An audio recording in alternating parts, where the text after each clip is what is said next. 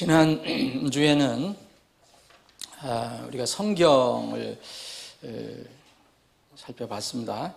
지금 우리가 진리의 빛을 따라서 다시 공부를 하는데요.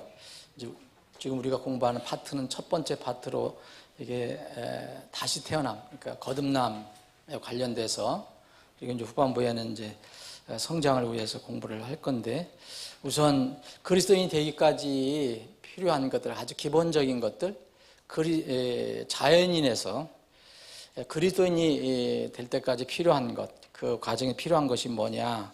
첫 번째 우리가 성경을 살펴봤습니다. 우리 성경을 통하지 않고서는 우리가 거듭나지 못하기 때문에, 성경의 모든 것이 다 계시가 되어 있기 때문에, 그래서 성경을 우리가 살펴봤고, 하나님의 가장 완성된 계시, 그런 차원에서, 물론 이제 성경 말고도 다른 계시들이 있지만 이런 것들은 결국 나중에 성경으로 완성이 돼야 됩니다. 자, 오늘은 두 번째 하나님입니다. 우리가 이제 여러분들이 진리의 빛을 따라서 가지고 계신 분들은 16페이지가 됩니다. 그냥 복서에서 나눠진 그 자료로는 12페이지가 되고요. 하나님, 우리가 지금 공부하는 거 여러분들 지난번에 말씀드렸지만은 그 기본적인 거를 다시 한번 우리가 몸에 좀 익숙하도록 배우는 겁니다. 지금 우리가 요새 최근 들어서 이제 복음을 전하는 일에 좀 더 힘을 쏟고 있는데, 그리고 하나하나 전도 운동을 할 때 지인들이라든지 가까이 있는 사람들하고 뭐 아주 진지하게 그런 전도를 하지 않더라도 대화를 나눌 때 우리에게 필요한 것이 무엇일까, 이런 것을 여러분들 생각하시면서 공부를 하시면 도움이 되지 않겠나 생각해 봅니다. 오늘 살펴보는 이 하나님은 우리가 전도할 때 가장 많이 부닥치는 그런 주제예요. 하나님, 이게 하나님이 어디 계시냐, 어디 하나님 보이냐, 하나님 보여줘라, 뭐 이런 사람들이 있잖아요.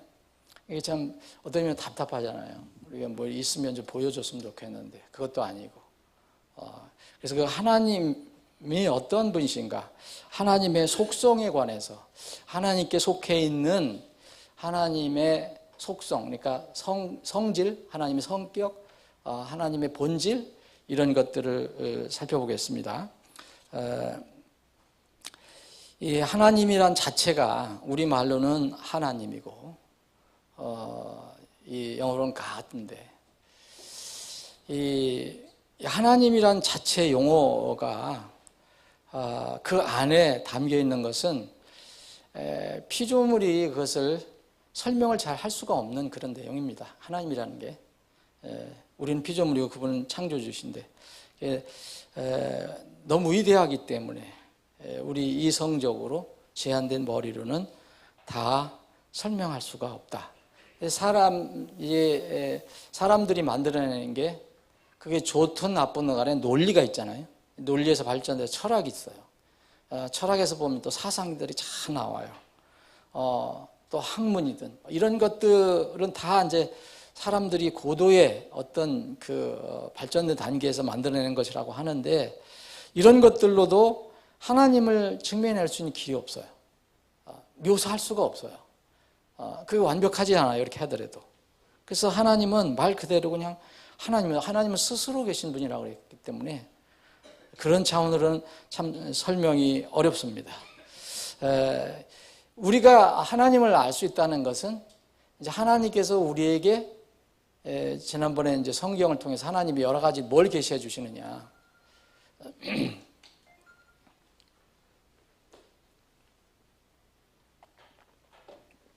계시를 여러 가지를 주시는데, 그 계시의 범위 내에서만 우리가 하나님 알죠.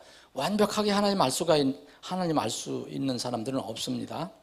그래서 그 정해진 범위 내에서 우리가 하나님을 아는데, 자, 우리가 창조물을 통해서도 안다고 그랬고요. 또 역사를 통해서도 알 수 있다고 그랬고요. 그렇죠? 그리고 우리 자신의 양심을 통해서도 하나님을 어느 부분 알 수가 있습니다. 동물하고 틀린 게 사람은 양심이 있거든요. 하나님의 형상을 따라 지음받았기 때문에 하나님의 형상과 하나님 모양을 지음받았다는 것은 단순한 물리적인 어떤 형태를 이야기하는 게 아니라 그분의 어떤 성질, 본질을 우리가 받았다는 겁니다.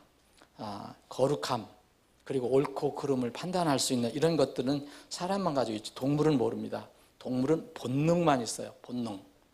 배고프면 잡아먹고, 배부르면 자고, 때가 되면 종족 번식하고, 때가 되면 이제 죽고. 동물은 그겁니다. 동물이 뭐 철학이 있습니까? 사상이 있습니까? 논리가 있습니까? 없어요. 근데 사람만 있거든요. 그래서 사람은 이런 것을 통해서 우리 자신의 어떤 양심을 통해서도 하나님 알 수 있지만 완전한 것은 아니라는 거죠. 이제 점점 이제 하나님께서 계시를 주셔서 나중에 이제 성경으로 완성을 해주셨는데, 자 그러면 성경에서 이야기하는 하나님은 어떤 분이시냐 몇 가지를 살펴봤습니다. 첫 번째, 많은 세상에서 이제 잘 이해를 안 하려고 하는 것이 하나님은 영이시라는 거예요. 그러면 이제 사람들이 영이 도대체 뭐냐 그러잖아요. 우리 사람이 그러면 이제 사람을 우리가 설명할 때 우리가 서로 얘기할 때는 당신이 나를 보고 나는 당신을 본다. 그거는 몸이요, 육, 흙으로 지음을 받은 부분이 보여요. 근데 하나님께서 사람의 콧구멍에 숨을 훅 불어넣으시니까 그 사람이 살아있는 혼이 되었더라. 리빙 소울이 됐더라. 그랬거든요. 그러면 하나님의 그 입김, 그 숨, 그 스피릿이 사람에게 들어왔다는 거죠. 근데 그 부분은 이제 사람들이 보지 못하지만은 인정을 하죠. 어떤 사람들도 자기들이 감정이 있고 뭐 양심도 있고 뭔가 영적인 어떤 느낌도 있고 그 물리적으로 보이는 그 사람 몸 외에 그 있다는 것을 다 인정합니다. 그래서 하나님은 우리를 얘기한다면은 이런 몸은 우리 눈에 보이지 않지만 우리가 가지고 있는 그런 영혼에 관련된 부분, 그 부분을 이제 설명하면 하나님은 영이시라는 것을 우리가 설명을 할 수가 있을 것입니다. 하나님은 영이시라는 것은, 스피릿이라는 것은 다른 말로 하면 육안으로는 볼 수 없다는 거예요. 여러분들의 그 안에 있는 영혼을 못 보잖아요. 그런데 영혼 부정할 수 없잖아요, 여러분. 영혼이 먼저 구원을 받아야 나중에 육도 같이 이제 구원을 받게 되는 거거든요. 자연적으로. 지금은 우리가 육은 완전히 구원이 이루어진 게 아니에요. 이제 때가 돼야지 이제 완전히 육이 눕지 않고 또 병들지 않고 후패가지 않죠. 그러면 영혼은 이미 구원을 받았어요. 그래서 영혼을 하나님께서 우리를 부르러 오실 때는 우리가 이제 완전한 몸으로 바뀌어갖고 온전한 인격체로 주님 앞에 서게 되는데, 지금 우리가 눈으로 영 안에 있는, 우리 몸 안에 있는 영적인 세계 그리고 영혼에 관한 것은 볼 수가 없어요. 그래서 하나님은 그래서 우리가 눈을 보지 못하는 겁니다. 하나님께 스스로 보여주시기 전에는 우리가 볼 수가 없어요. 그래서 성경은 이것을 보이지 않는 하나님이라고 이렇게 표현했어요. 보이지 않는 하나님. 보이지 않는 하나님이라는 말은 제가 여기에 여러분들 자료에는 이렇게 없는데 이제 나중에 이제 다시 이 책을 다시 정리를 해야 될 것 같은데요. 이제 책이 없어요. 그래서 그럴 때 조금 더 보완을 할 겁니다. 그러니까 여러분들이 혹시 필요하신 내용이라든지 정리할 부분이라든지 혹시 뭐 옷자라도 발견하시면 꼭 얘기를 해 주셔야 돼요. 그래서 나중에 낼 때는 다시 정리해서 낼 수 있도록 이 보이지 않는 하나님, 영어로 invisible God라는 말이 있어요. 볼 수 없는 하나님이라고 성경 표현하거든요. 그래서 이 말씀이 골로새서 1장 15절에 보면 몇 군데 있습니다. 그분께서 보이지 아니하는 하나님의 형상이시오. 보이지 않는 하나님, 보이지 않는 하나님이라 했죠. 영어로 invisible God예요.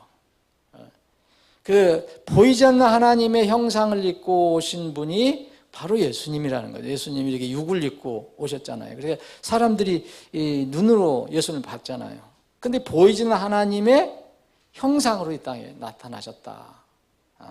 그래서 보이지 않는 하나님, 요한복음 1장 18절도 보이지 않는 하나님, 뭐 디모데전서 1장 17절도 보이지 않는 하나님, 이런 말씀 나와요.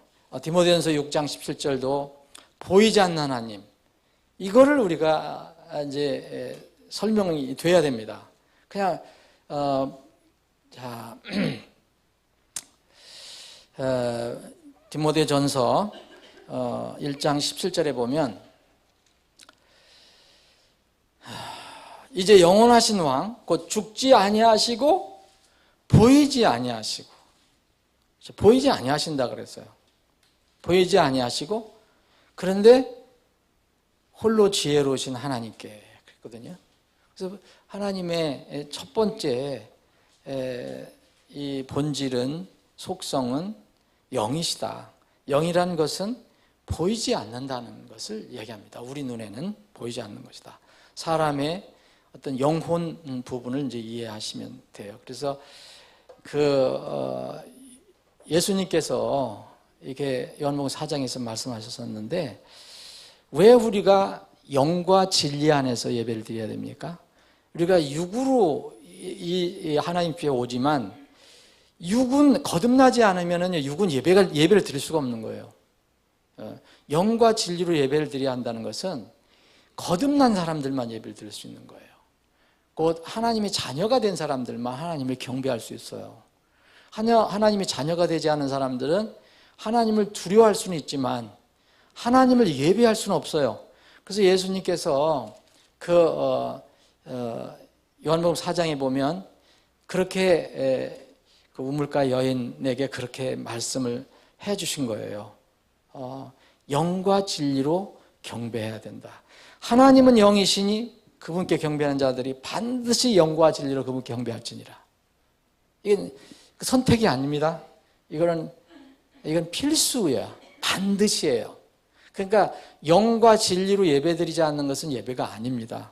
영이라는 것은 우리가 거듭난 영혼, 그리고 물론 이제 육을 얘기하는 건 아닌 것은 여러분 아시죠? 그리고 진리는 하나님 말씀 안에서, 아버지 말씀은 진리다 했는데 말씀을 기초로 해서 예배를 드려야지 세상적인 그런 것으로 예배 드리는 것이 아니다. 왜냐하면 그래야 하나님 기뻐하시고 받아들일 수 있는 거잖아요.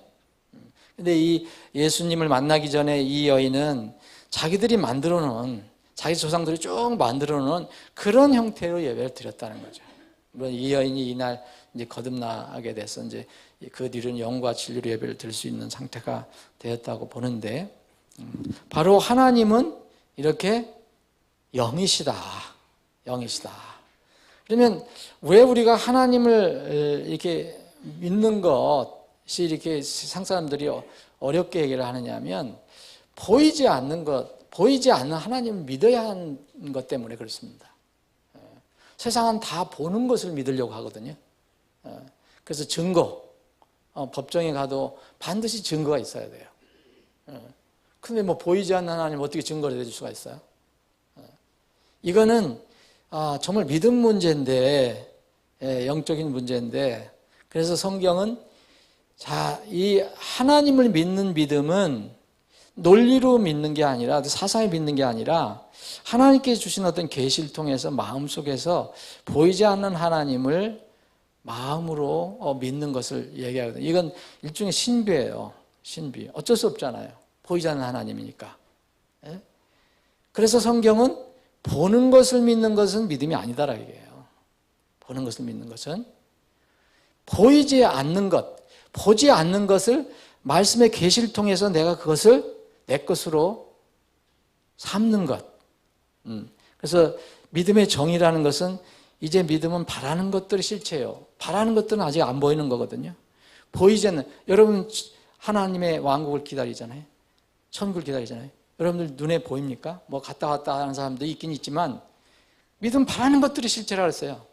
바라는 것들의 실체예요. 보이지 않지만 지금 실체를 가지고 있어요. 그게 믿음이에요. 그리고 보이지 않는 것들의 증거라고 했어요. 여러분들 보이지 않잖아요. 하늘에 우리에게 약속한 모든 것, 그리고 나팔 소리 날 때 휴거 될 거 여러분들 지금 보입니까? 성경 말씀에만 계시만 돼 있어요. 보이지 않는 것들에 우리는 확실한 증거를 가지고 있어요. 이게 믿음이에요. 그래서 믿음은 바라는 것들의 실체요, 보이지 않는 것들의 증거니 그랬어요. 그럼 전에 있는 그 장로들이라고 하는 사람들, 믿음의 선진들은 왜 좋은 평판을 받았느냐? 그래서 장로들은 이것들로 인해서 좋은 평판을 받았다 얘기합니다. 보는 것으로 믿는 거 아닙니다. 보는 것으로 믿는다면은 안 믿을 사람이 어디 있겠어요? 근데 보는 것으로 보여줘도 그때 가서 진실한 믿음을 갖지 않는 사람들이 많습니다. 예수님 계셨을 때도 그랬고, 누가복음 16장에 나와 있는 거지 나사로와 부자 이야기는 정말 중요한 말씀이에요. 거기에는 천국과 지옥에 관한 얘기뿐만 아니라 어떻게 해서 사람들이 믿음을 갖게 되느냐, 그게 중요한 포인트가 뒤에 들어가 있거든요. 근데 세상 사람들은 보여주면 믿을 것이다 라고 얘기하는 거죠. 그게 지옥에 떨어진 부자의 이야기예요. 근데 하나님 뭐예요? 아브라함을 통해서 뭐예요? 아니다, 보여줘도 믿지 않을 수도 있다라고 얘기해요. 그래서 지옥에 떨어졌던 그 부자가 뒤늦게 깨달아갖고, 그러면 지금 내가 거기에 갈 수도 없고 일로 올 수도 없다 그러면 이 나사로가 내 혀에 물 한 방울 찍어줄 수 없다 그러면 최소한 나도 양심이 있으니까 이제 지옥에 가면 양심은 다 살아나는 거예요. 그러면 살아있는, 지금 이 땅에서 지상에서 살고 있는데 형제 5명이 남아있는데, 제발 나같이 지금 그들도 믿지 않고 있는데 이 나사로를 환생시켜서 보내줘라. 그래서 내가 이렇게 여기 고통받고 있다는 거, 지옥과 천국이 있다는 것을 알려줘라 라고 얘기했잖아요. 부탁했잖아요. 근데 아브라함이 뭐라 합니까? No, 안 된다 그랬어요. 만약 살아서 가더라도 나사로가 살아서 혹시 당신의 형제들 집에 가서 얘기하더라도 그들은 설득당하지 않을 것이다 라고 얘기했어요. 그러면 그들은 뭘 가지고 믿어야 된다고 그랬습니까? 그들 옆에 있는 모세와 대언자를 통해서 믿을 수 있다고 그랬어요. 모세와 대언자는 뭔 얘기입니까? 모세와 기록한 거, 대언자들이 기록한 그 옛날의 구약 성경을 얘기하는 거죠. 그것을 통해서 우리가 구원을 받는 것이지 보여준다고 구원받는 게 아닙니다. 예수님 계셨을 때 그 많은 것을 봤는데도, 기적을 봤는데도 여전히 나중에 육신의 문제를 극복하지 못하고 예수님 떠나잖아요. 이게 신기한 겁니다. 자, 성경의 말씀은 믿음은 보이지 않는 하나님 믿는 거예요. 보이지 않는 하나님, 이게 중요합니다. 이 보이지 않는 하나님을 만약 우리가 본다면 육신의 눈으로 보기를 엄청나게 원하잖아요, 사람들이. 하나님 보여주면 좋겠다. 그래서 뭐 환상으로 나타나고 뭐 나타난다 하는데, 하나님 성경은 뭐라 하냐면 출애굽기 33장에 보면, 33장 20절에 보면 내 얼굴 보고 살 자가 없다 그랬어요. 하나님 이렇게 말씀하셨어요. 자, 생각을 해보세요. 완전히 거룩하신, 정말 전지전능하신 하나님이 빛 자체이신 그분께서 우리에게 그냥 나타나신다면 우리가 살을 수 있겠습니까? 우리가 구원받아서 죄가 있고 다 연약한데, 그래서 하나님께서는 나를 보고 살 자가 없다라고 말씀하셨어요. 그래서 하나님께서는 때로는 이제 꿈으로, 때로는 환상으로, 때로는 어떤 계시로, 때로는 어떻게 계시합니까? 또 천사를 통해서 보내주시기도 하고. 예? 이렇게 해서 하나님께서 우리에게 이게 나타나 주신 것이 실제 하나님을 본 게 아닙니다. 창세기 32장에 보면 야곱이 야복강 나루터에서 처절하게 이렇게 밤에 씨름을 하잖아요. 절망적인 상황 속에서. 근데 결국은 이제 그게 뭐냐면 죽기 살기로 죽으면 죽으리라 하고 기도했다는 거죠. 하나님께 맺었다는 거죠.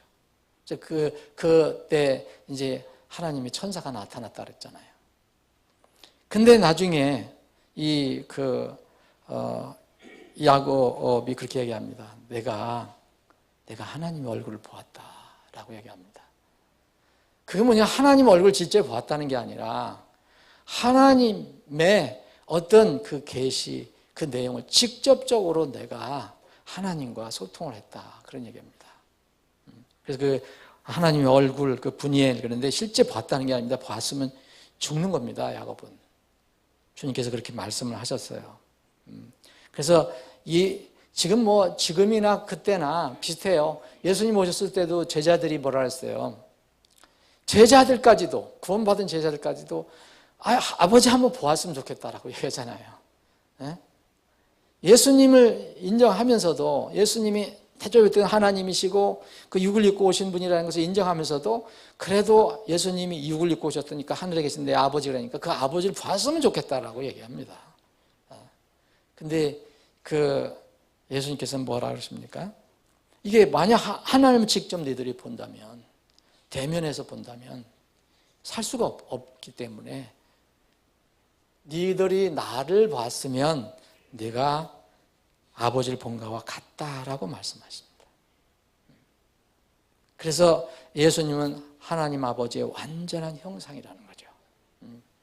요한복음 10장 30절에 보면 아버지와 나는 하나이니라 그랬어요. 그래서 이거를 하나님은 영이시라는 거를 사람들은 이제 이해하는 게 좀 어려운 것 같아요. 보이지 않는 하나님이다. 우리가 피조물이라는 것을 잘 인식을 못하고. 자, 두 번째는 하나님은 그러면 보이지 않는 하나님인데 어떠냐? 거룩하신 분이라는 거죠. 홀리하신 분이라는 거예요. 이건 계속해서 하나님이 스스로 계시를 해주신 거예요. 하나님은 거룩하신 분이다. 내가 거룩하니 너희들도 거룩하다. 홀리. 참 이 설명이 어려운 건데. 이사야서 50장 15절에 보면 그분 이름이, 하나님 이름 자체가 홀리예요. 거룩함. 하나님 이름이 많은데, 예? 자, 거룩하다는 것은 순수한 우리말인데 한자가 아닌데 정말 깨끗하고 흠과 죄가 없다. 여기서 완전히 분리되어 있다. 그걸 뜻하잖아요. 그러니까 하나님은 거룩하신 분이기 때문에 죄와 허물 있는 사람들은 설 수가 없다는 거예요. 그걸. 이게 왜 하나님의 속성을 우리가 알아야 하냐면, 우리가 하나님을 그냥 막 만나는 게 아니라 우리는 이미 죄가 들어와 있고 연약하고 후패하고 늙고 병들어 죽으니까 이런 허물이 있는 존재는 하나님 앞에 그냥 설 수가 없다는 거예요. 죄인이 그분 앞에 서게 되면 곧 뭘 의미합니까? 죽음을 의미하는 거죠. 죽음. 영원한 죽음을 의미하는 거죠. 그래서 하나님은 거룩하시기 때문에 이 거룩하신 하나님께 어떻게 나가느냐, 어떻게 나가야 하느냐. 그래서 이제 죄 문제를 해결을 받아야 된다는 것을 이제 우리가 얘기를 해야 됩니다. 하나님께서 거룩하시다. 이거는 그걸 하나님을 알면 알수록 우리는 그분 앞에 서게 되면 얼마나 더럽고 정말 죄 많은 존재인가 이것을 알게 됩니다. 그런데 이제 우리가 하나님을 아버지라고 부르면서 당당히 나갈 수 있잖아요. 이 과정이 우리는 여러분들 간단히 경험했는지 모르지만 이건 참 놀라운 일이거든요. 어쨌든 이런 상태에 있었는데 우리가 주님께 그렇게 나갈 수 있다는 것은 이건 놀라운 일입니다. 하나님 큰 복입니다. 세 번째는 하나님은 전지전능하다. 전지하시고 전능하시다. 모든 것을 아시고 모든 것을 하실 수 있는 분이다. 전지전능이잖아요. 전지전능이라는 말은 하나님 외에는 쓸 수 있는 용어가 아닙니다. 사람에게는 쓸 수가 없어요. 사람에게는. 그래서 영어는 Almighty라고 씁니다. 이건 하나님께만 쓰는 거예요. Almighty God예요. 모든 것을 할 수 있는 거예요. 또 특징이 하나가, 하나님의 속성 하나가 안 계신 것이 없다. 무소부재하다 그러죠. 자, 안 계신 것, 부재하신 것이 아무데도 없다. 그게 무소부재입니다. 어려운 얘기 아닙니다. 이걸 영어로 omnipresent예요. 어디든지 다 계신다. 이것을 알면요, 이 성경에서 이 부분을 알면 하나님 모든 것을 아시고 하나님 모든 전능하시다. 하나님 어디에 계신다. 전지하시고 전능하시다는 물론 당연히 우리가 아는데 어디에든 계신다. 하나님을 피할 수가 없다. 하나님을 속일 수가 없다. 이거 알면요. 하나님 속성 알면 이제 구원받지 않은 사람도 그렇고 구원받은 사람도 좀 더 경건해질 수 있어요. 그걸 분명히 마음속에 깊이 생각하고 있다면 그거를 하나님을 무시하고 살 수가 없기 때문에 그래요. 여기 시편 139편에 보면 시편 기자가 내가 하나님을 피할 수가 없다. 심지어는 지옥에 가서 자리를 깔고 있어도 하나님이 그걸 보신다. 거기에 계신다. 갈 수가 없다. 어디 내가 하나님 안 계신데 어디 피할 수가 있는 곳이 없다. 하나님 무소부재하십니다. 어디든지 계십니다. 예레미야 23장 24절은 여러분들이 기억하시면 좋은 구절이거든요. 예레미야 23장 24절은 전도할 때도 좋은 구절이 될 수 있습니다. 주가 말하노라 어느 누가 내가 보지 못하도록 자신을 은밀한 곳에 숨길 수 있느냐. 주가 말하노라 내가 하늘과 땅을 가득 채우지 아니하느냐. 자, 숨길 수가 없다. 나를 피해서 어느 곳에 숨을 수 없다. 왜냐하면은 하늘과 땅 어디에든지 내가 가득하다. 이게 참 설명하기가 어려운데 하나님은 어디든지 계신다는 거예요. 하나님은 어디든지 계신다. 여러분 예수님이 이 땅에 오셨을 때 하나님이 무소부재하신 분이 우리를 위해서 육을 어떤 형상을 입고 오셨어요. 그럼에도 불구하고 그분은 연약한 우리 모습을 또 가지고 오셨지만 여전히 그분은 무소부재하신 하나님이기 때문에 그분은 어디에도 계실 수 있는 분이거든요. 그래서 그렇게 표현한 부분이 있어요. 그래서 이걸 성경에서 어떤 사람들은 이게 성경이 잘못됐느니 어떻게 그런 얘기를 하는데 그건 아니거든요. 요한복음 3장 13절에 보면 이런 말씀이 있어요. 하늘에서 내려온 자 예수님이죠. 하늘에서 내려오셨잖아요. 성육신 하셨잖아요. 곧 여기 개역성경으로는 사람의 아들이라고 되어 있어요. 인자 외에는 아무도 하늘에 올라가지 아니하였나. 그런데 영어 킹제임스 성경에 있는 것들이 빠졌어요. 하늘에서 내려온 자, 곧 하늘에 있는 인자 외에는 그래요. 지금 예수님께서 지금 이 지상에서 말씀하시는 거예요. 하늘에서 내려왔잖아요, 예수님이. 근데 지금 동시에 하늘에 있다라고 말씀하세요. 우리 머리는 이해가 어렵죠. 하늘에 있는 사람의 아들 외에는 아무도 하늘에 올라가지 아니하였느니라. 여러분 만약 하늘에 있는 사람 이 말이 빠지면은 성경이 또 어려움이 생겨요. 엘리야하고 에녹은 올라갔어요, 안 올라갔어요? 올라갔거든요.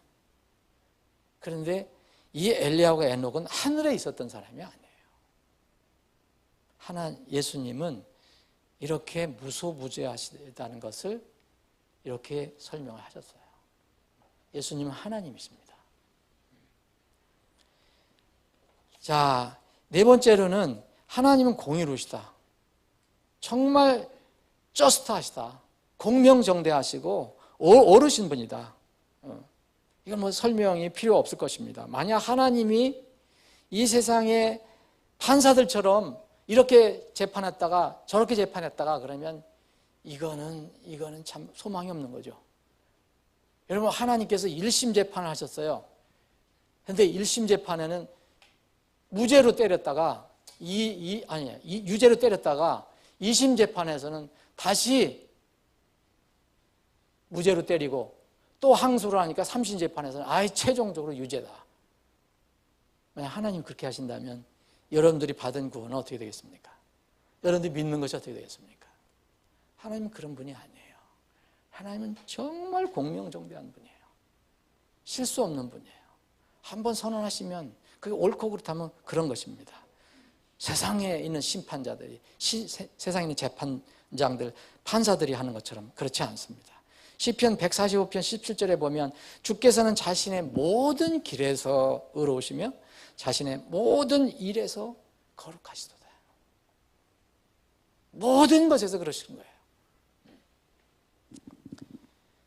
다음, 하나님은 신실하시고 변함없시다.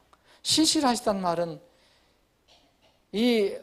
하나님께서 우리에게 신실을 요구하시거든요. 그런데 하나님께서 신실하시다고 스스로 말씀하세요.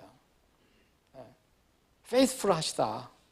그러면 신실하시다면은 또 나타나는 결과가 뭐냐면 그분은 이랬다 저랬다 바뀌는 분이 아니다라는 거예요. 변함이 없으시다. 그래서 예수님 그랬잖아요. 예수 그리스도는 어제나 오늘이나 영원히 동일하십니다. 사람은 막 바뀌고, 어제의 진리가 오늘의 이 가짜가 되고, 오늘의 가짜가 내일 또 무슨 진리가 되고, 이런 거 세상인데, 하나님은 신실하시다. 이것은 변함이 없으시다라는 것을 말씀하고 있는 겁니다. 만약 이분이 정말 변덕스러운 분이고, 이랬다 저랬다 하고, 그러면 우리가 받은 구원, 우리가 가진 믿음, 뭘 의지해야 될까요? 하나님은 신실하시다. The Lord is faithful이라는 말이 곳곳에 나옵니다. 주는 신실하시다. 주는 신실하시다. 말라기 3장 6절에 보면 나는 바뀌지 않는다 이렇게 말씀했어요. 나는 바뀌지 않는다.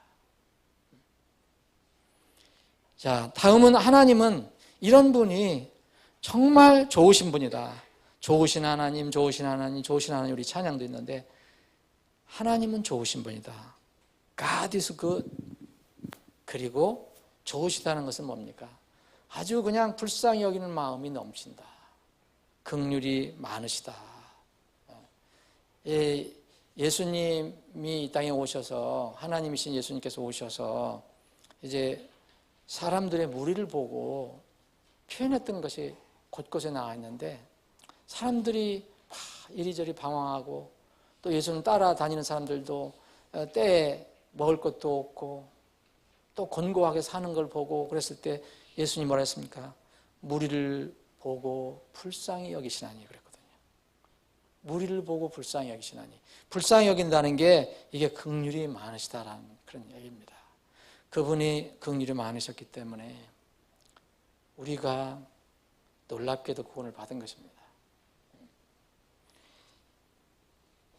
다음은 이 마지막으로 이게 하나님의 속성은 이것뿐이 아니지만 그래도 정말 이렇게 정리한다는 그런 차원에서 마지막 속성이 뭐냐 그러면 하나님은 사랑이시다라는 거죠. 하나님 사랑이시다. 여러분 이 사랑이 많으신 분이 아니에요. 당연히 그분 사랑이 많으시죠. 근데 성경에는 그분이 사랑이 많으신 분이라고 얘기하는 게 아니라 하나님은 사랑이시다라고 얘기하는 거예요. God is love예요. 그러면 이게 하나님과 사랑이 동격이라는 거예요. 그래서 사실은 정말 여러분들 고린도전서 13장에 몇 번 여러분들에게 말씀을 드렸지만 고린도전서 13장을 여러분들이 어떻게 이해합니까? 여러분 그 인간이 생각하는 사랑의 기준, 인간이 생각하는 어떤 베풀고 자비를 베풀고 하는 그런 수준의 이 사랑으로 머무르면 이거 이해가 안 돼요. 이거는 당연히 그것도 포함되지만 고린도전서 13장에 나와 있는 이 사랑이라는 것은 여기서 charity라고 하는 것은 이것은 하나님 자체를 얘기하는 겁니다. 하나님이나 여러분 여기에다가 고린도전서 13장에 사랑이 없으면 내가 뭐 아무것도 아니다. 사랑은 어떻다? 사랑은 결코 없어지지 아니하고 뭐 이런 것 있잖아요. 믿음, 소망, 사랑 이 세상에 항상 있으나 이것들 중에 가장 큰 것은 사랑이라. 이런 것들은 세상적인 그런 기준으로 사랑을 이해하는 데는 한계가 있어요. 그렇게 많이 이용을 하는데 그렇게 할 수도 있어요. 근데 궁극적으로 이 말씀은 하나님은 사랑이시다 라기 때문에 이 사랑이 하나님으로 여러분 대입해서 이해를 하셔야 돼요. 하나님이, 여러분들 이 사랑, 내가 사람들의 언어들과 전사들의 언어들로 말할지라도 사랑이 없으면 소리난 징과 울리는 꽹과리가 되고, 이게 뭐예요? 하나님이 없으면, 예수 그리스도가 없으면, 하나님이나 예수 그리스도를 대입해 보세요. 단순히 세상적인 사랑으로 얘기하면 내가 막 이런 놀라운 말을 하더라도 정말 다른 사람들에 대한 이런 사랑이 없으면, 그 사람들을 이렇게 긍휼히 여기는 마음이 없으면 나는 징과 울리는 꽹과리가 된다. 그렇게도 이해할 수가 있지만 궁극적인 뜻이 아닙니다, 여러분. 그러면은 여러분, 세상 사람들이 하나님을 부정하는 다른 믿음을 가지고 있는 사람들 얼마나 그런 일들을 많이 하는데요. 여러분, 2절에도 사랑이 없으면 내가 아무것도 아니라고 했잖아요. 사랑이 없으면. 여러분, 조금 남에게 사랑 조금 안 베풀어 준다고 여러분 아무것도 아닙니까?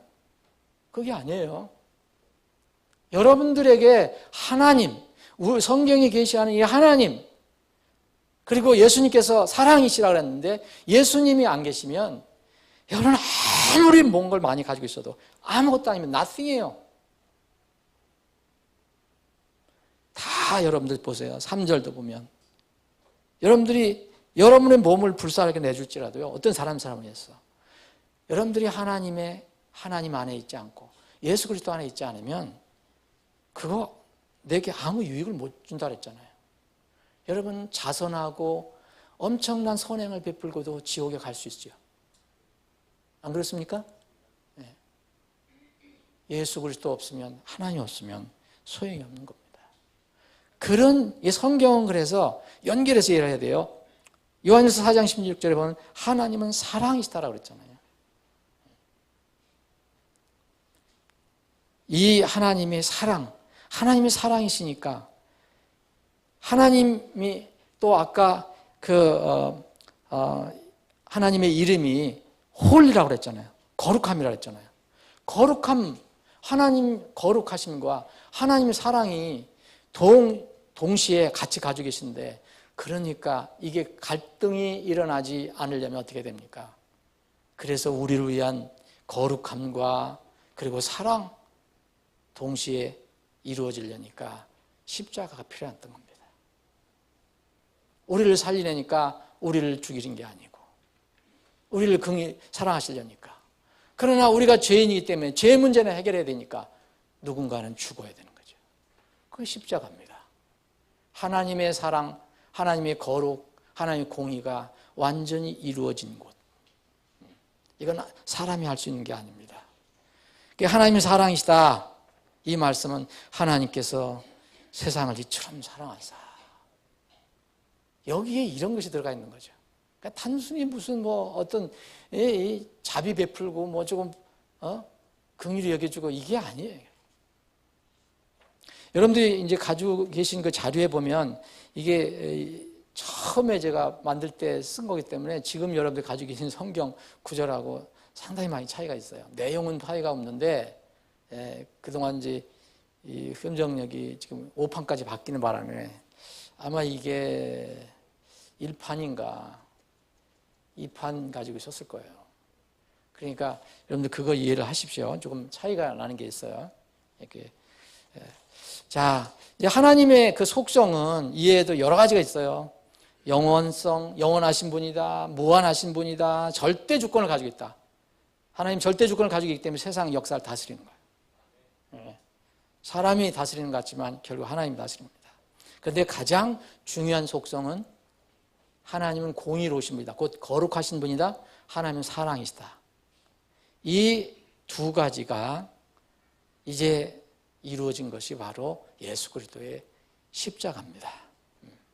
자, 오늘은 여기까지 하고 다음에 계속해서 살펴보겠습니다. 아버지 하나님, 오늘도 하나님 앞에 모여서 생명의 양식을 나눌 수 있는 기회를 주심을 감사합니다.